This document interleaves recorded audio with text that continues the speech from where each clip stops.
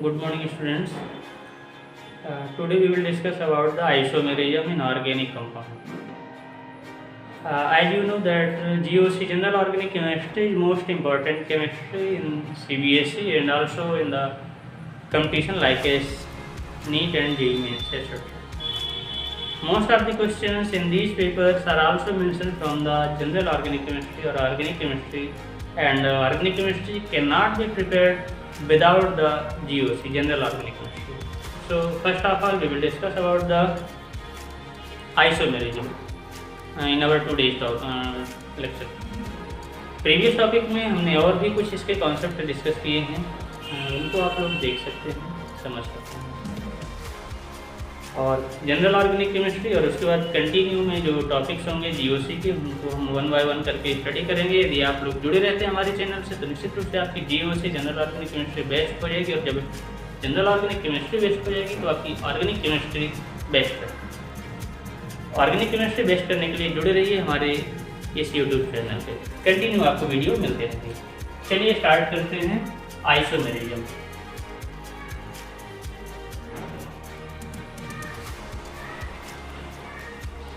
Word isomerism is taken from the isomer,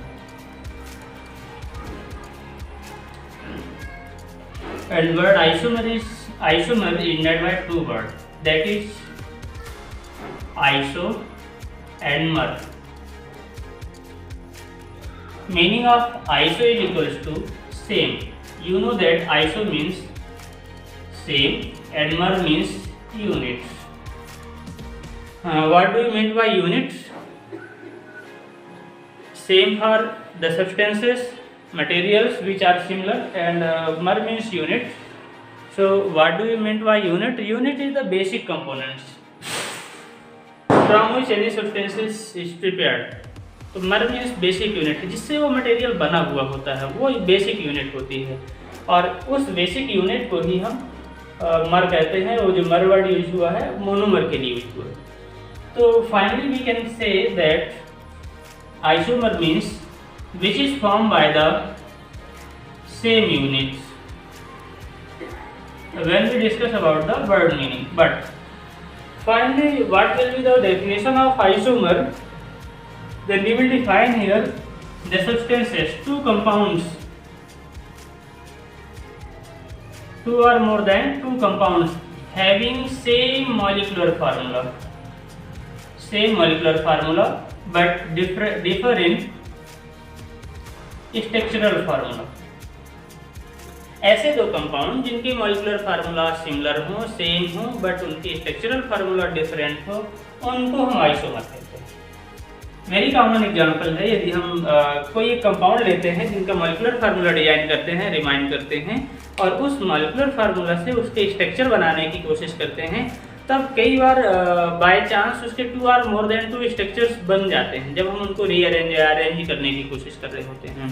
तो जो to different structures बनते हैं उनको हम आइसोमर कहेंगे, यदि उनका मॉलिक्यूलर फार्मूला दोनों का एक आ रहा है तो।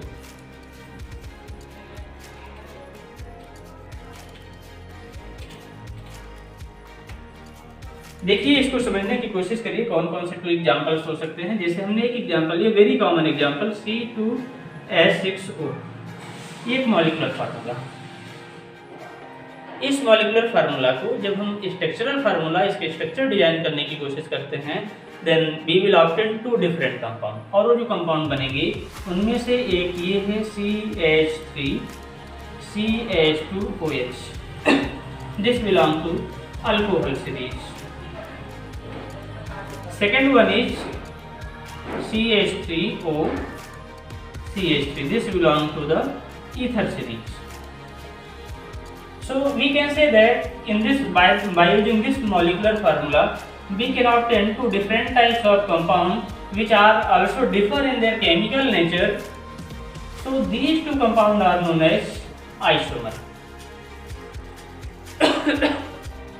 चलिए, आइसोमर का जो कॉन्सेप्ट है वो यहाँ से स्टार्ट होता है। अब हम इसका क्लासिफिकेशन पढ़ेंगे, डिफरेंट टाइप्स के जो आइसोमर हैं उनको देखेंगे, और वो कब बनते हैं, कैसे बनते हैं, किन किन कंपाउंड्स में बन सकते हैं, ये सारी चीज़ें डिस्कस करेंगे वन बाय वन करके। ये जो आइसोमर हमने देखा जिनमें एक मॉलिक्यूलर फार्मूला जो 2 डिफरेंट स्ट्रक्चर दे सकता है, 2 डिफरेंट कंपाउंड फॉर्म कर सकता है, वो आइसोमर कहला जाते हैं। और ये जो आइसोमर होते हैं, क्या ओनली स्ट्रक्चर में डिफरेंस हो सकता है या इनमें और भी कुछ चीज़ें डिफरेंस हो सकती हैं? चलिए वन बाय वन करके डिस्कस करते हैं। तो ये आइसोमर हो गया। आइसोमेरिज्म क्या है? The formation of 2 different compound by same molecular formula is known as isomerism. The process the phenomena by which 2 different compounds obtained from one molecular formula. That process, that phenomenon is known as isomerism. Isomerism के जब हम classification करते हैं तो 2 types का मिलता है। जो फर्स्ट टाइप्स होता है वो constitutional,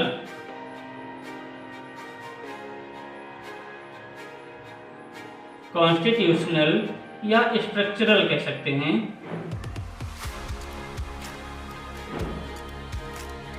structural isomer.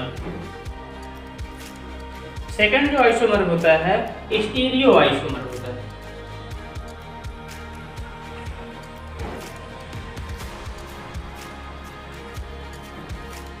Stereo isomer. फिर हम इन दोनों का क्लासिफिकेशन यदि देखें तो स्टीरियो आइसोमर फिर से 2 टाइप का होता है, कन्फर्मेशनल एंड कन्फिगरेशनल। इसको यदि हम देखें फिर से तो ये हो जाएगा कन्फर्मेशनल, और दूसरा जो इसी का बनेगा कन्फिगरेशनल।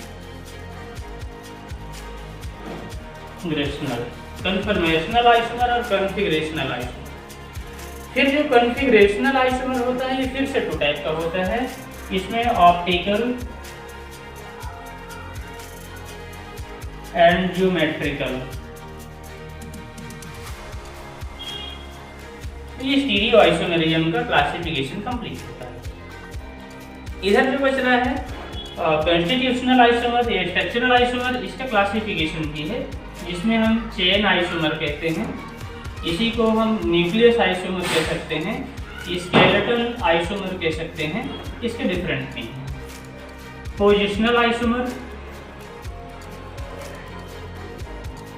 फंक्शनल आइसोमर,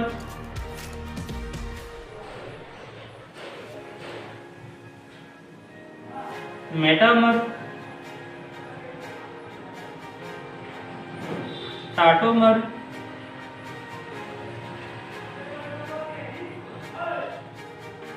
टाटोमेरिज्म ही कह सकते हैं। लास्ट है ring chain isomer. 1 2 3 4 5 6 yes, there are 6 types of isomerism in the structural isomer or constitutional isomer. तो इतने टाइप्स के आइसोमर हो सकते हैं, कॉन्स्टिट्यूशनल, स्टीरियो, फिर कॉन्स्टिट्यूशनल को स्ट्रक्चरल आइसोमर कहते हैं। इसमें 6 टाइप के हैं। स्टीरियो आइसोमर 2 टाइप के, कन्फर्मेशनल एंड कन्फिगरेशनल। फिर ये कन्फिगरेशनल जो है 2 टाइप का होता है, ऑप्टिकल आइसोमर होता है और ज्योमेट्रिकल आइसोमर। चलिए वन बाय वन हमको डिस्कस करना है, सभी आइसोमर को कंफर्म करना है क्या होते हैं। तो फर्स्ट टर्म अपने पास यूज हो रहा है कॉन्स्टिट्यूशनल आइसोमर। बाकी सभी को डिलीट कर देते हैं, वन बाय वन करके उनको रिकॉल करेंगे और डिस्कस करेंगे।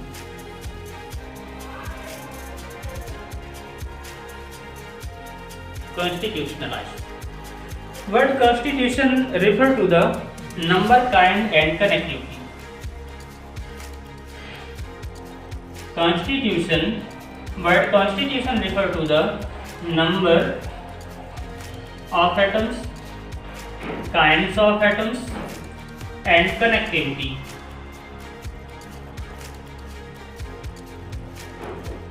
Connectivity of atoms. It means which atom connected to which atom. यदि हम ये देखें कौन सा एटम किस एटम से कनेक्ट है, कितने नंबर ऑफ एटम्स कनेक्ट हैं, किस टाइप से कनेक्ट हैं, तो यदि हम ये सारी चीज़ों को डिस्कस करते हैं तो कॉन्स्टिट्यूशनल आइसोमर होता है। Finally we can say that what will be the structure of the compound, what will be the bonding in two atom, which type of bonding will be in two atoms, how atom combine together, यदि हम इन सारी बातों को देखते हैं तो finally हमको structure में डिफरेंस मिलता है 2 डिफरेंट कंपाउंड के, और यदि उनके कंपाउंड के स्ट्रक्चर में डिफरेंस मिलता है तो उनको हम स्ट्रक्चरल आइसोमर भी कह सकते हैं। कॉन्स्टिट्यूशनल और स्ट्रक्चरल आइसोमर दोनों एक ही होते हैं। यदि किसी कंपाउंड के number of atoms, kinds of atom या कनेक्टिविटी ऑफ एटम्स में डिफरेंस हो रहा होता है उसको हम कहते हैं कॉन्स्टिट्यूशनल आइसोमर। जैसे एक एटम ए है, ये एटम किसी एक लॉन्ग चेन, कार्बन की लॉन्ग चेन में कनेक्ट हो रहा है, फर्स्ट कार्बन से कनेक्ट हो रहा है, ये सेकंड कार्बन से कनेक्ट है, ये थर्ड कार्बन से कनेक्ट है। यदि ये डिफरेंट कार्बन से कनेक्ट होगा तो इसकी जो स्ट्रक्चर होगी डिफरेंट बनेगी और डिफरेंट आइसोमर फॉर्म। ऐसे ही यदि हम 2 एटम ले लेते हैं ए एंड बी और उसको कार्बन में कनेक्ट करने की कोशिश करते हैं, तो दोनों एटम एक ही कार्बन में हैं, ये दोनों डिफर कार्बन पे प्रेजेंट हैं, उसके बेस पर different structure of atom. These types of structures are known as structural isomer or also known as constitutional isomer। वही हम डिस्कस करना चाहते हैं कि types of atom, kinds of atom, connectivity of atoms में जो डिफरेंस आता है उसकी वजह से जो different types of compound obtain होते हैं, that is known as structural isomer और कॉन्स्टिट्यूशनल आइसोमर। चलिए हम इस कॉन्स्टिट्यूशनल आइसोमर को 1 बाय 1 स्टडी करते हैं। इनमें 6 टाइप्स हैं। वो 6 टाइप्स कौन कौन से हो सकते हैं? पहला जो है chain isomer. Chain isomer, chain isomer के अदर नेम भी हो सकते हैं। अदर नेम में स्केलेटन आइसोमर कह सकते हैं, न्यूक्लियर आइसोमर कह सकते हैं। न्यूक्लियर आइसोमर भी इनका नेम दिया जा सकता है और स्केलेटन आइसोमर भी इनका नेम देते हैं। तो न्यूक्लियर आइसोमर और स्केलेटन आइसोमर इसको नेम दिया जा सकता है। अब देखिए इसमें होता क्या है, there will be differ only on the carbon atoms.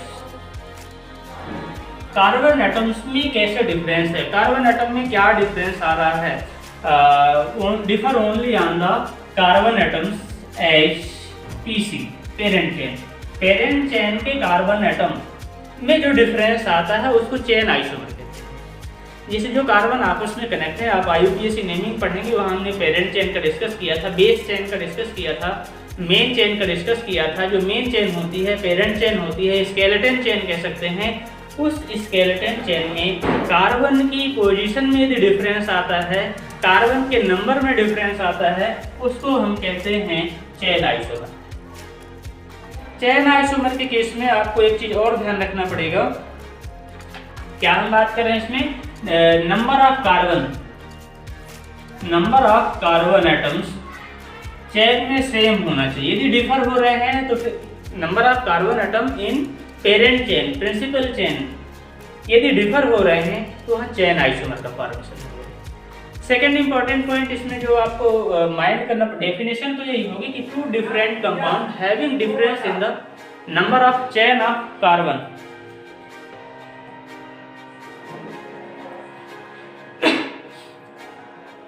तो ये नेक्स्ट पॉइंट इसमें अपन जो माइंड कर रहे थे वो ये है कि यदि हम एल्काइन को छोड़ दें, अदर जितने भी कंपाउंड होते हैं उसमें मिनिमम 4 कार्बन होंगे, तभी ये चेन आइसोमर उसमें फॉर्म हो सकते हैं। Minimum 4 carbon should be there to form chain isomer. Next point अपन कह सकते हैं नेचर ऑफ चेन में डिफरेंस होना चाहिए। नेचर ऑफ चेन की मीनिंग होती है नंबर ऑफ कार्बन डिफर होना चाहिए, तो वहाँ चेन आइसोमर होगा। क्या क्या कंडीशन हो सकती है? नेचर ऑफ चेन डिफर करना चाहिए, और यदि नेचर ऑफ चेन डिफर नहीं कर रहा है तो आइसोमर फॉर्म नहीं होंगे। नेक्स्ट पॉइंट था कि number of carbon atom should be more than 4 carbon. यदि 4 कार्बन से ज़्यादा है तभी चेन आइसोमर इसमें फॉर्म हो सकता है। 4 कार्बन से यदि कम है तो फॉर्म नहीं हो सकते हैं। एल्काइंस को छोड़कर, एल्काइन में 4 कार्बन से कम में भी पॉसिबल हो सकता है, एल्काइन को हम काउंट नहीं कर रहे हैं। हाँ, नेक्स्ट इंपॉर्टेंट पॉइंट है chain isomer and positional isomer. Chain and positional isomer both can not take place at the same time. एक ही कंपाउंड में एक ही टाइम पे चेन आइसोमर और पोजिशनल आइसोमर का फॉर्मेशन नहीं होगा। इन आइसोमेरिक कंपाउंड सी में यदि हम आइसोमेरिक कंपाउंड की बात कर रहे हैं तो उसमें चेन आइसोमर और पोजिशनल आइसोमर दोनों एक साथ पॉसिबल नहीं होगा। तो ये कुछ इंपॉर्टेंट पॉइंट है इसके, जिनको हमको माइंड करना है यदि इनके हम डिफरेंट आइसोमर फॉर्म करने की कोशिश करते हैं। तो चलिए देखते हैं इनके कुछ एग्जांपल्स जो चेन आइसोमर को फॉलो कर रहे हैं, जिनमें चेन आइसोमर का फॉर्मेशन हो रहा है। तो ये पहला एग्जांपल है, यदि हम नॉर्मल ब्यूटेन बना रहे हैं, normal butane means C4H10।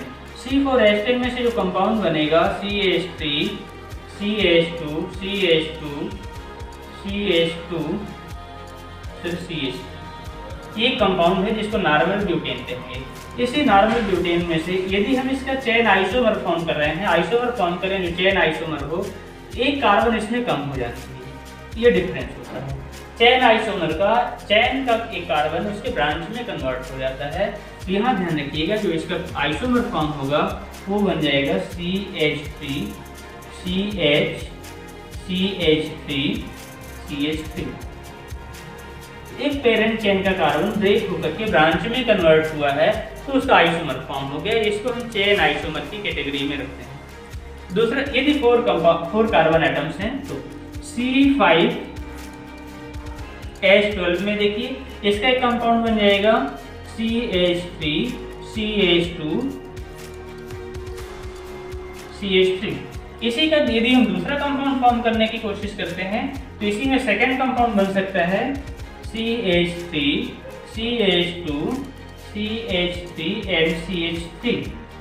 This is the second compound 2-methyl butane and this is normal pentane। इसी का एक और आइसोमर फॉर्म हो सकता है, that is neopentane CH3C CH3 CH3 and CH3। ये इसमें 3 डिफरेंट आइसोमर फॉर्म हो रहे हैं C5H12।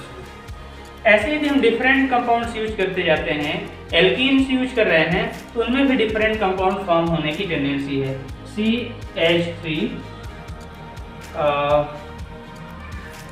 CH2 CH11 CH2, ये एल्कीन। इसका भी जो दूसरा आइसोमर फॉर्म होगा, सेकेंड आइसोमर फॉर्म होगा, that will be CH3 C11 CH2 and CH3, ये इसका सेकेंड आइसोमर होगा। These two compounds having difference in the number of carbon in parent chain। यहाँ 4 कार्बन है, यहाँ 3 कार्बन है, यहाँ 5 कार्बन है, यहाँ 4 कार्बन है, यहाँ 5 कार्बन है, यहाँ 3 कार्बन है, 2 कार्बन उसके पेरेंट चेन के कार्बन ब्रांच में कन्वर्ट हो गए हैं। यदि इस टाइप के डिफरेंट कंपाउंड आपको मिल रहे हैं तो वो डिफरेंट कंपाउंड आइसोमर होते हैं, चेन आइसोमर होते हैं, क्योंकि पेरेंट चेन का कार्बन उनके ब्रांच में कन्वर्ट होता है, उनके चेन के कार्बन में डिफरेंस आ रहा है, चेन के कार्बन डिफर कर रहे हैं, जिसकी वजह से इनको चेन आइसोमर कहते हैं। Second, positional isomer.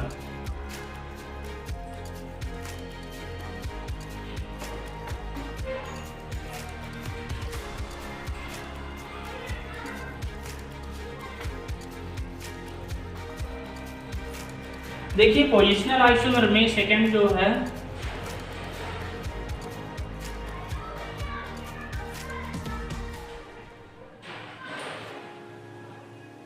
Positional isomer के केस में पोजीशन डिफर करेगा। पोजीशन किसके डिफर करेगी? पोजीशन ब्रांच की। क्या क्या डिफरेंस इसमें हो सकता है? पोजीशन ऑफ ब्रांच ये डिफर कर सकता है, position of functional group, position of multiple bond,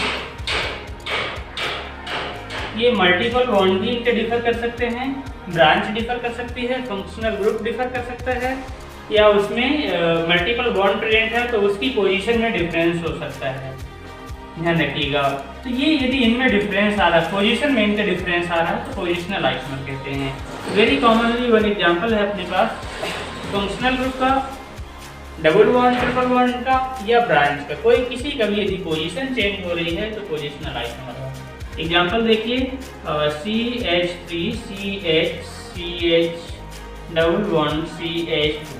इसी का जो दूसरा कंपाउंड हम बना रहे हैं CH3CH this is known as but1ene and this is known as but2ene. There are only difference in the position of double bond. 1 और 2 इनके पोजीशन बता रहे हैं, 2 ब्यूटीन 1 ब्यूटीन। ये 1 ब्यूटीन है, ये 2 ब्यूटीन है, इन दोनों के डबल बॉन्ड की पोजीशन में डिफरेंस है।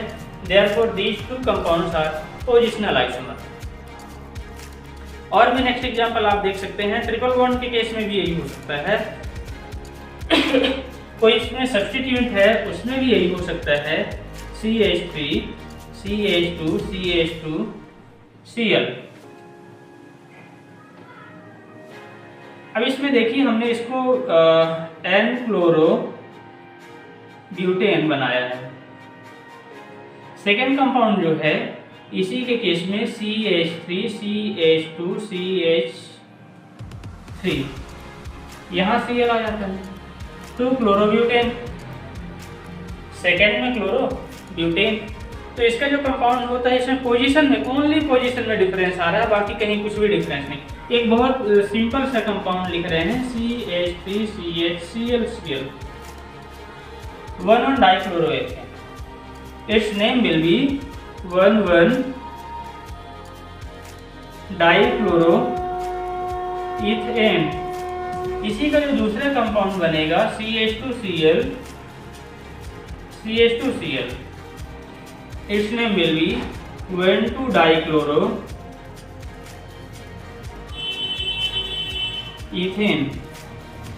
1 में भी एक कार्बन है, क्लोरीन है, 2 में भी एक क्लोरीन है, तो 1 डाइक्लोरोइथेन हो जाएगा इसका नेम। 1 डाइक्लोरोइथेन एंड 1 डाइक्लोरोइथेन, ये इन कंपाउंड के नेम होंगे। तो these two compounds are also known as positional isomer due to change in the position of substituent। जो इसमें क्लोरीन है उसकी पोजीशन चेंज हो रही है। सेम एज फंक्शनल ग्रुप के केस में भी हो सकता है। यदि आप अल्कोहल ले रहे हैं CH3 CH2 CH2 and OH, second molecules में भी CH3 CH CH3 and OH। Here propane 1R and propane 2R, 1 propanol 2 propanol। तो यहाँ ये जो OH है इसकी पोजीशन चेंज हो रही है, therefore it is known as positional isomer. चलिए कुछ डिस्कस करते हैं साइक्लिक कंपाउंड के रिस्पेक्ट में। यहाँ हम देख रहे हैं कि ये बेंजीन, इस बेंजीन रिंग में यदि हम 2 डिफरेंट यूज करने की कोशिश कर रहे हैं, यहाँ हमने यूज किया CH3 सब्स्टिट्यूएंट्स के फॉर्म में CH3, that is known as orthocresol. ये आर्थोक्रेसॉल है। आर्थोक्रेसॉल इसलिए है, सॉरी जाइलीन होगा, हमने आर्थोजाइलीन है। रीजन है कि इस पहले कॉन्स्टिट्यूएंट के या पहले ब्रांच, इसको अपन ब्रांच यदि कहते हैं, तो इसके रिस्पेक्ट में फर्स्ट कार्बन पे एक दूसरा ब्रांच है, सब्स्टिट्यूएंट है। तो ये पहले पोजीशन पे होता है, इन दोनों को हम आर्थो पोजीशन कहते हैं, ये दोनों मेटा पोजीशन और ये पैरा पोजीशन है। उसके जो लेफ्ट साइड या राइट साइड जस्ट कार्बन, कोई भी एक सेंटर है, उस सेंटर के जस्ट साइड वाले कार्बन एटम में यदि सब्स्टिट्यूएंट है तो आर्थो कहलाता है। फिर अल्टरनेट पे यदि है तो मेटा कहलाता है, और जस्ट अपोजिट वाले में है तो पैरा पोजीशन होता है। यहाँ आर्थो पोजीशन पे आर्थोजाइलीन है। और इसी को यदि हम थोड़ा सा चेंज कर दें तो ये चेंज हो जाएगा, पोजीशन चेंज कर दें। ये CH3 यहाँ से हमने इसको रिप्लेस करके अल्टरनेटिव कार्बन पे ये मेटा हो जाएगा।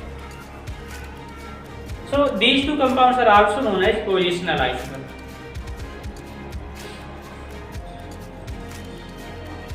इसमें कुछ और इंपॉर्टेंट पॉइंट आपको नोट करना है। Aldehyde, carboxylic acid and cyanide do not form positional isomer। ये पोजिशनल आइसोमर फॉर्म नहीं कर सकते, ये इंपॉर्टेंट पॉइंट है, इसको आप लोग माइंड करेंगे। कौन कौन से? ये जो टर्मिनल होते हैं, ये टर्मिनल वाले फंक्शनल ग्रुप इस टाइप के आइसोमर या पोजिशनल आइसोमर फॉर्म नहीं करते हैं। नेक्स्ट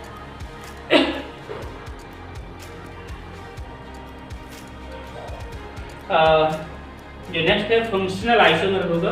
पोजिशनल आइसोमर में इन बातों को आप लोग माइंड करेंगे। नेक्स्ट अपन डिस्कस करते हैं फंक्शनल आइसोमर।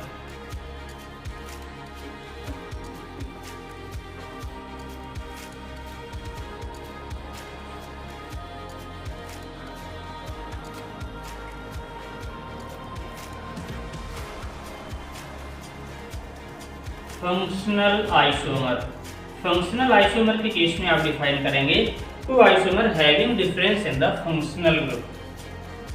क्या कहेंगे इसमें? Having difference, having differ in the functional group.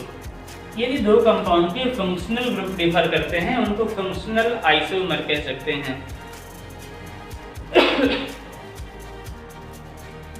इसमें हमको ज़्यादा चीज़ें नहीं सोचनी है। ध्यान रखिएगा कंपाउंड का मॉलिक्यूलर फार्मूला सेम होगा, उनका फंक्शनल ग्रुप डिफर हो जाता है जब हम उसके डिफरेंट कंपाउंड फॉर्म करने की कोशिश करते हैं। और यदि फंक्शनल ग्रुप में डिफरेंस आता है then it is known as functional isomer. Example में देखिए हमारे पास एक कॉमन एग्जाम्पल है C4H10O।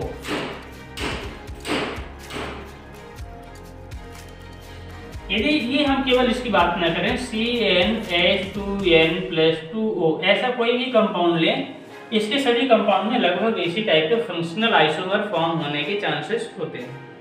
हमने ये जो चूज किया है C4H10O, इसके 2 डिफरेंट फंक्शनल ग्रुप फॉर्म हो सकते हैं और जो फंक्शनल ग्रुप होंगे उनमें अपन माइंड करते हैं इसको CH3 CH2 CH2 CH2 1 2 3 4 carbon, 3+2 5+2 7+2 9। अब एक हाइड्रोजन बच रहा है तो OH। This belong to normal butanol, normal butanol. इसी में हम दूसरा कंपाउंड बनाने की कोशिश करते हैं। जो दूसरा कंपाउंड, दूसरा आइसोमर फॉर्म होगा that will be ether. There are difference in the functional group in these two compounds. यहाँ अल्कोहलिक ग्रुप प्रेजेंट है और यहाँ ईथर ग्रुप प्रेजेंट है। ईथर फंक्शनल ग्रुप है। Therefore these two compounds are functional isomer and since these two have same molecular formula and difference in the functional group only, such type of compounds are known as functional isomer. दूसरा आप और भी इसी में draw कर सकते हैं C4H8O, C4H8O।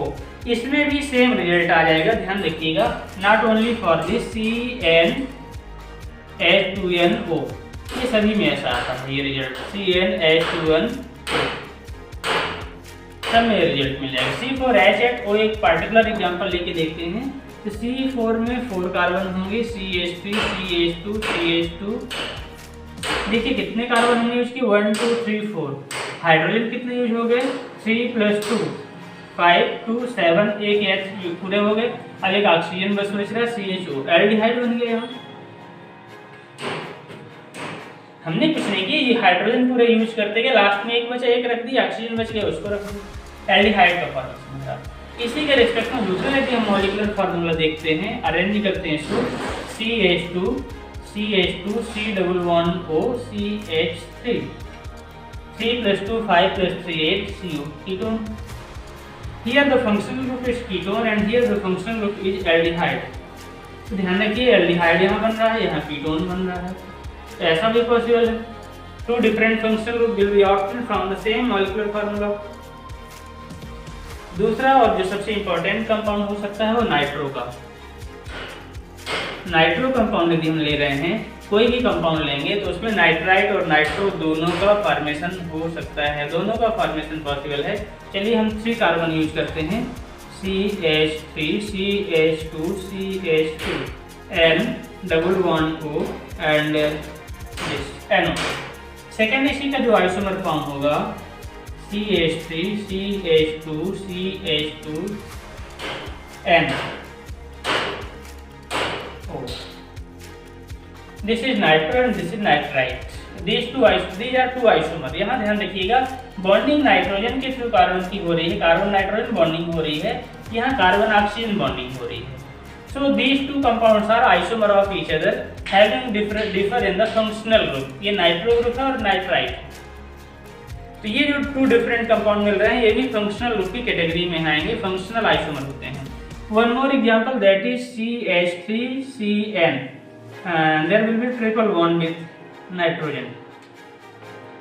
Ethyl isocyanide, ethyl nitrile, ethyl nitrile इसका नेम होगा। इसी का जो अदर कंपाउंड बनेगा CH3NC, एथाइल आइसोसाइनाइड या आइसोनाइट्राइल। तो इसमें देखिए आइसो बन रहा है और ये साइनो, साइनाइड बन रहा है, आइसोसाइनाइड बन रहा है, साइनाइड आइसोसाइनाइड। तो ये जो डिफरेंट टाइप्स के आइसोमर फॉर्म होते हैं, these isomer are known as functional isomer because of difference in the functional group.